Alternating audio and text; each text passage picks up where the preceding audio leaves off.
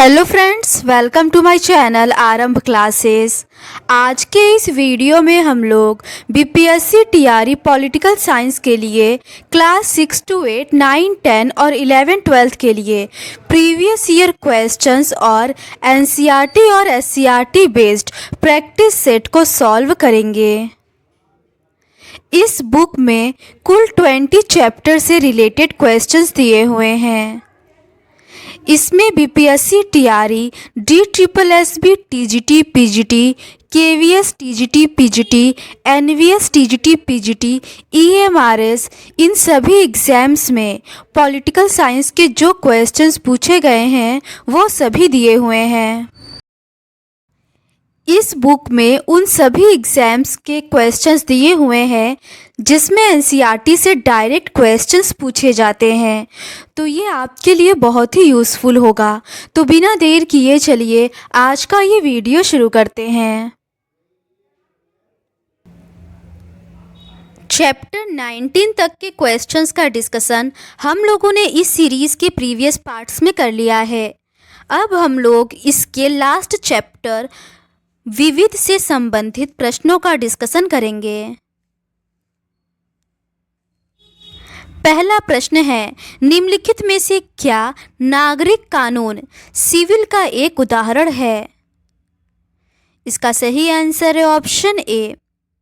एक किराएदार ने एक मकान मालिक के फ्लैट पर कब्जा कर लिया। उसने जिला अदालत में मुकदमा दायर किया और अदालत ने किराएदार को फ्लैट खाली करने का आदेश दिया। एक किराएदार ने एक मकान मालिक के फ्लैट पर कब्जा कर लिया। उसने जिला अदालत में मुकदमा दायर किया और अदालत ने किराएदार को फ्लैट खाली करने का आदेश दिया जाना एक प्रकार का नागरिक कानून या सिविल कानून का उदाहरण है। अगला प्रश्न है, यहाँ चर्चा किए जा रहे व्यक्तित्व को पहचाने। फ्रांसीसी राजनीतिक दार्शनिक जिसका प्रमुख कार्य द स्पिरिट ऑफ लॉज राजनीतिक सिद्धांत में एक प्रमुख योगदान था। इसका सही आंसर है option A Montesquieu. Montesquieu France के एक राजनीतिक विचारक, न्यायविद, दार्शनिक, इतिहासकार तथा उपन्यासकार थे। ये फ्रांस में प्रबुद्धता के युग के प्रभावी और प्रख्यात प्रतिनिधि माने जाते हैं। इनका प्रमुख कार्य द स्पिरिट ऑफ लॉज राजनीतिक सिद्धांत का प्रमुख योगदान था। यह शक्तियों के पृथक्करण के सिद्धांत के प्रमुख प्रतिपादक हैं, जिसे दुनिया भर के कई संविधानों में लागू किया गया है। अगला प्रश्न है, वर्तमान में राष्ट्रीय मानवाधिकार आयोग के अध्यक्ष कौन हैं? जब ये क्वेश्चन 2023 में पूछा गया था उस समय इसका सही answer option C justice Arun Kumar Mishra था। 2026 में नेशनल ह्यूमन राइट्स कमीशन के चेयरमैन भारत में जस्टिस वी रामा सुब्रमण्यम है। ये दिसंबर 2024 से इस पद पर हैं।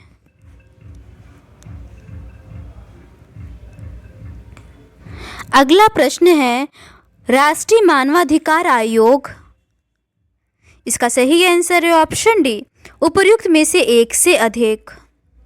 राष्ट्रीय मानवाधिकार आयोग एक सांविधिक निकाय है। इसका गठन संसद में पारित अधिनियम के अंतर्गत हुआ था। मानवाधिकार संरक्षण अधिनियम 1993 स्थापित हुआ। यह एक बहुसदस्यीय संस्था है जिसमें एक अध्यक्ष, 5 सदस्य होते हैं। आयोग के अध्यक्ष व सदस्यों का कार्यकाल 3 वर्ष अथवा 70 वर्ष है। अगला प्रश्न है, राष्ट्रीय मानवाधिकार आयोग भारत में निम्न में से किस वर्ष स्थापित किया गया था? इसका सही आंसर इन चारों ऑप्शंस में से कोई नहीं होगा, क्योंकि राष्ट्रीय मानवाधिकार आयोग की स्थापना 12 अक्टूबर 1993 को हुई। यह देश में मानवाधिकारों का प्रहरी है, अर्थात व्यक्ति के जीवन, स्वतंत्रता, समानता और सम्मान से संबंधित अधिकार जिसकी गारंटी भारतीय संविधान द्वारा दी गई है या जो अंतर्राष्ट्रीय संधियों में सन्निहित है और भारत में न्यायालयों द्वारा लागू किए जा सकते हैं। अगला प्रश्न है, इनमें से कौन श्रीलंका के एक लोकतांत्रिक नेता नहीं थे? इसका सही आंसर है ऑप्शन डी उपर्युक्त में से एक से अधिक। श्रीलंका का आधिकारिक नाम श्रीलंका समाजवादी जनतांत्रिक गणराज्य है। यह दक्षिण एशिया में हिंद महासागर में स्थित एक द्वीपीय देश है जिसने 1978 में लोकतंत्र को अपनाया। उपरोक्त सभी विकल्पों में श्रीलंका के लोकतांत्रिक नेताओं के नाम हैं। सिरिमाओ भंडारनायके श्रीलंका एवं विश्व के किसी भी राष्ट्र की प्रथम महिला प्रधानमंत्री थी। रोनिल विक्रमसिंघे श्रीलंका के वर्तमान राष्ट्रपति हैं। महिंद्रा राजपक्षे श्रीलंका के पूर्व राष्ट्रपति हैं। अगला प्रश्न है, बेल्जियम में बहुसंख्या लोगों द्वारा निम्नलिखित में से कौन सी भाषा बोली जाती है? इसका सही आंसर है ऑप्शन सी, डच। बेल्जियम की 3 आधिकारिक भाषाएं हैं, फ्रेंच, डच एवं जर्मन। बेल्जियम में सबसे ज़्यादा बोली जाने वाली भाषा डच है। इसके बाद फ्रेंच और जर्मन का स्थान आता है। इसके अतिरिक्त यहाँ कई गैर आधिकारिक अल्पसंख्यक भाषाएं एवं बोलियां भी बोली जाती हैं, परंतु बेल्जियम के अधिकांश लोग द्विभाषी हैं। ये फ्रेंच और डच बोलते हैं। अगला प्रश्न है, किस वर्ष श्रीलंका एक स्वतंत्र देश के रूप में अस्तित्व में आया? इसका सही आंसर है ऑप्शन ई, उपरोक्त में से कोई नहीं। 4 फरवरी 1948 को श्रीलंका एक स्वतंत्र देश के रूप में अस्तित्व में आया। अगला प्रश्न है, निम्नलिखित में से किस देश में एकदम आरंभ से ही अपनी लोकतांत्रिक व्यवस्था में सार्वभौमिक वयस्क मताधिकार लागू किया था? इसका सही आंसर है ऑप्शन सी, भारत। भारत ने 1950 में जब संविधान लागू किया तभी से वयस्क मताधिकार व्यवहार में अपनाया गया। सार्वभौमिक वयस्क मताधिकार का अर्थ है कि हर वयस्क महिला तथा पुरुष को बिना किसी भेदभाव के वोट डालने का अधिकार प्रदान करना। इस प्रणाली के अधीन एक निर्धारित आयु के पश्चात व्यक्ति को वोट डालने का अधिकार प्राप्त हो जाता है। भारत में मत डालने की उम्र 18 वर्ष निर्धारित की गई है। अगला प्रश्न है, कौन सा संविधान संशोधन अधिनियम लोकसभा एवं राज्य विधानसभाओं में महिलाओं के लिए 33% सीटों के आरक्षण की व्यवस्था करता है?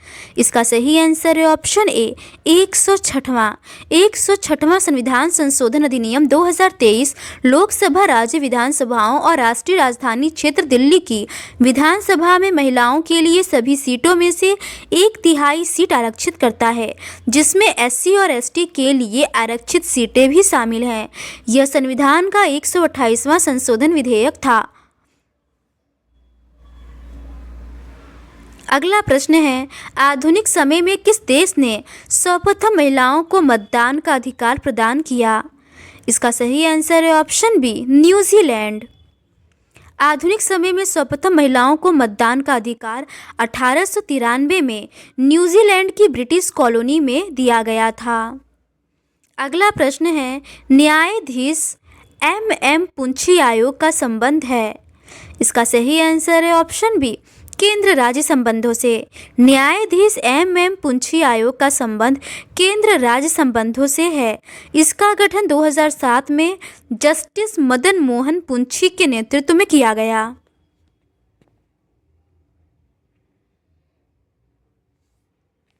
केंद्र राज्य से संबंधित समितियां हैं, राजमन्नार समिति, इसका गठन 1969 में किया गया। सरकारिया आयोग, इसका गठन 1983 में किया गया और पुंछी आयोग का गठन 2007 में किया गया। अगला प्रश्न है, बिहार भारत में किस क्षेत्रीय परिषद के क्षेत्र में है?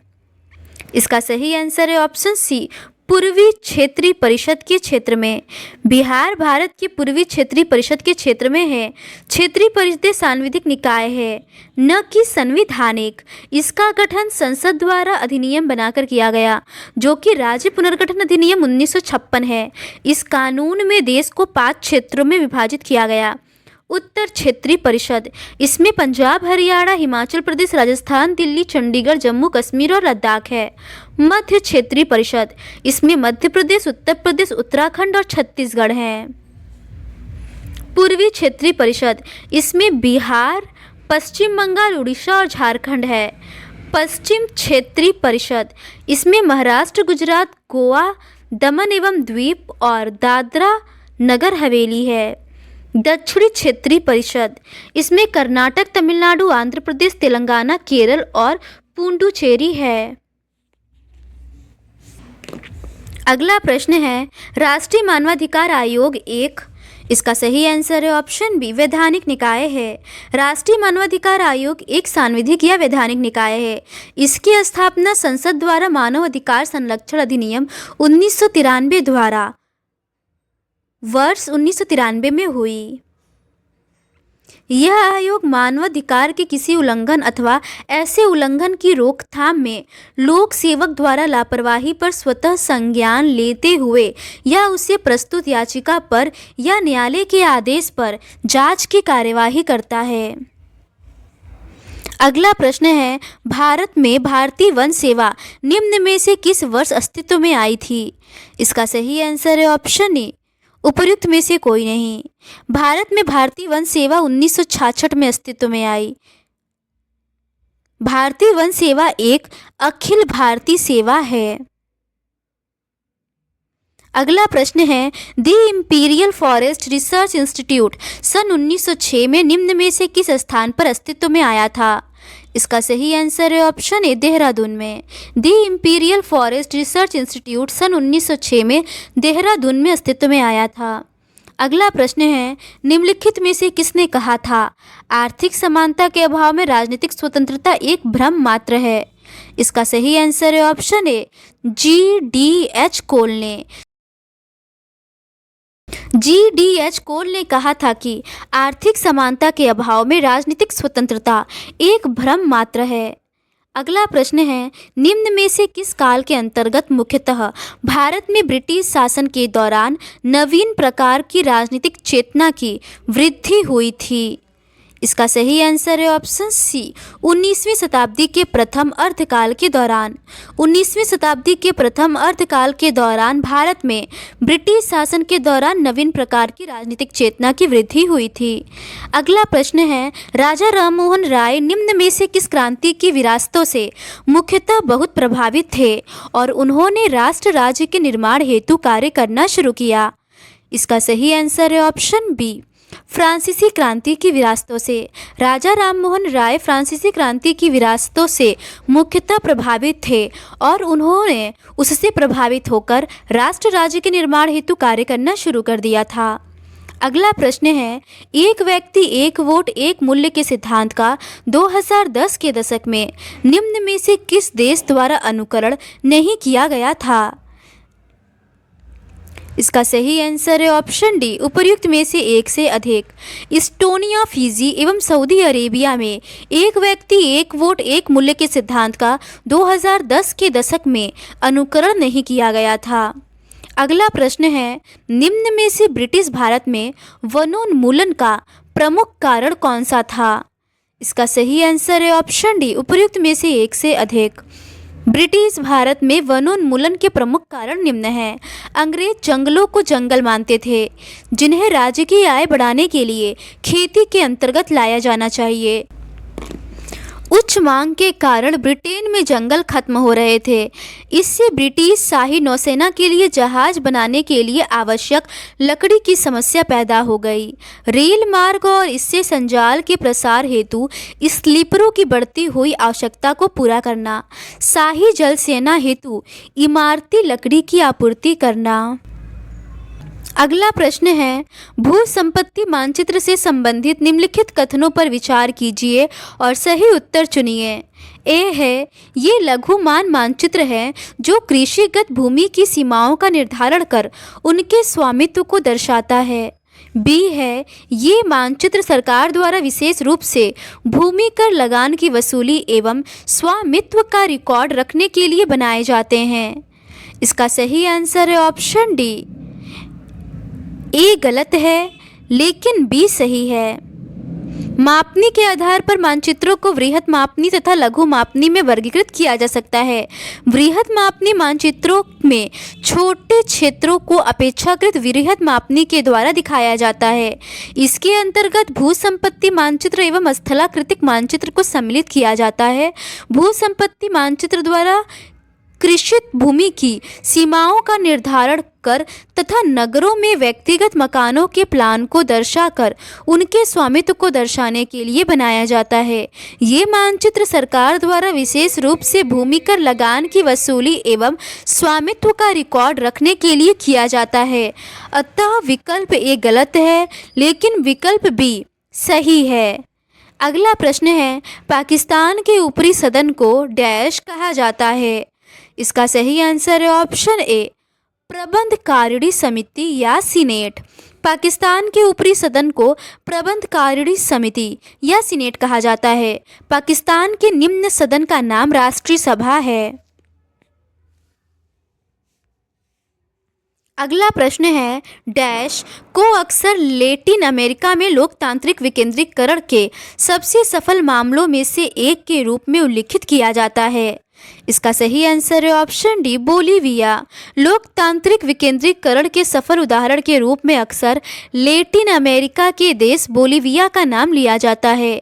सन 1994 में पॉपुलर पार्टिसिपेशन लॉ के तहत विकेंद्रीकरण करके सत्ता स्थानीय स्तर पर सौंपी गई। इसके परिणाम स्वरूप महापौर का लोकतांत्रिक चुनाव संभव हुआ। अगला प्रश्न है, यह कार्टून किस देश से संबंधित है? इसका सही आंसर है ऑप्शन ए, चीन से। यह कार्टून चीन के द्वारा देश के अंदर लोकतंत्र समर्थकों के शांतिपूर्ण आंदोलन को चीनी टैंकों के द्वारा कुचल दिए जाने को दर्शाता है। 5 जून 1989 को एक अकेला व्यक्ति चांगान एवेन्यू पर टैंकों के सामने खड़ा हुआ है, जिसे बाद में टैंक मैन का नाम दिया गया।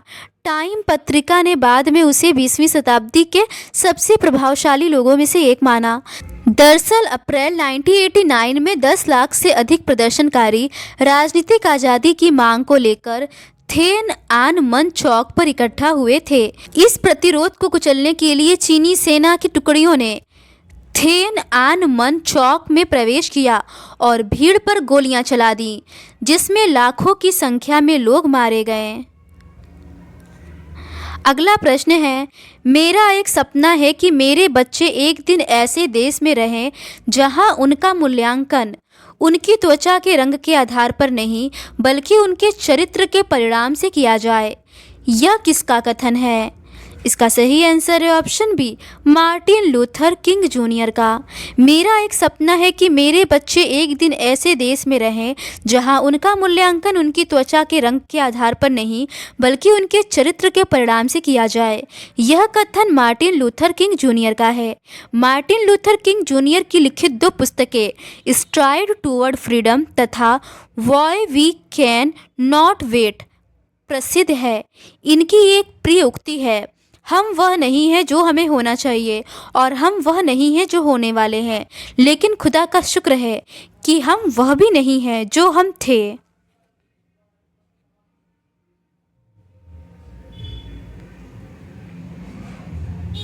अगला प्रश्न है, लोकतंत्र के कामकाज या उसकी अनुपस्थिति के इन 5 उदाहरणों को पढ़िए। इनका मेल लोकतंत्र की उन प्रासंगिक विशेषताओं से कराएं। इस तरफ उदाहरण और इस तरफ उसकी विशेषताएं दी हुई हैं। इसका सही सुमेलन इस प्रकार है, भूटान नरेश ने घोषणा की है कि भविष्य में वे चुने हुए प्रतिनिधियों द्वारा दी गई सलाह पर काम करेंगे। इसकी विशेषता, चुने हुए नेताओं द्वारा प्रमुख फैसले लेना होगा। भारत से गए अनेक तमिल मजदूरों को श्रीलंका में वोट डालने का अधिकार नहीं दिया गया। इसकी विशेषता, एक व्यक्ति एक वोट एक मोल होगा। नेपाल नरेश ने राजनीतिक जमावड़ों, प्रदर्शनों और रैलियों पर रोक लगा दी। इसका अधिकारों का सम्मान होगा। और भारत के सर्वोच्च न्यायालय ने बिहार विधानसभा भंग करने को असंवैधानिक ठहराया।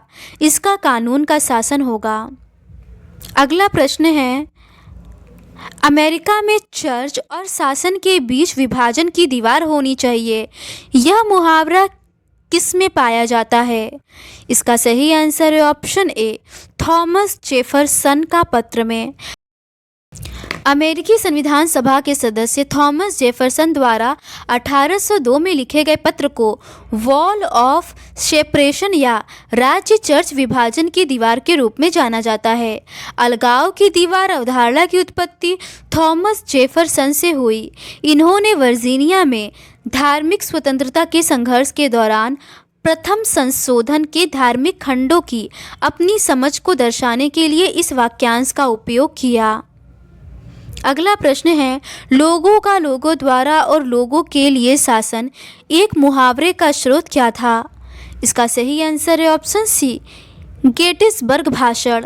1863 ईस्वी में अमेरिका के पेंसिल्वेनिया राज्य के गेटिसबर्ग शहर में राष्ट्रपति अब्राहम लिंकन ने उत्तर दक्षिण संघर्ष के समय ऐतिहासिक भाषण दिया, जिसमें लोकतंत्र की परिभाषा लोगों का शासन लोगों के द्वारा लोगों के लिए शासन के रूप में दी गई। अगला प्रश्न है, परवेज मुशर्रफ ने पाकिस्तान में कब तख्ता पलट कर नेतृत्व किया?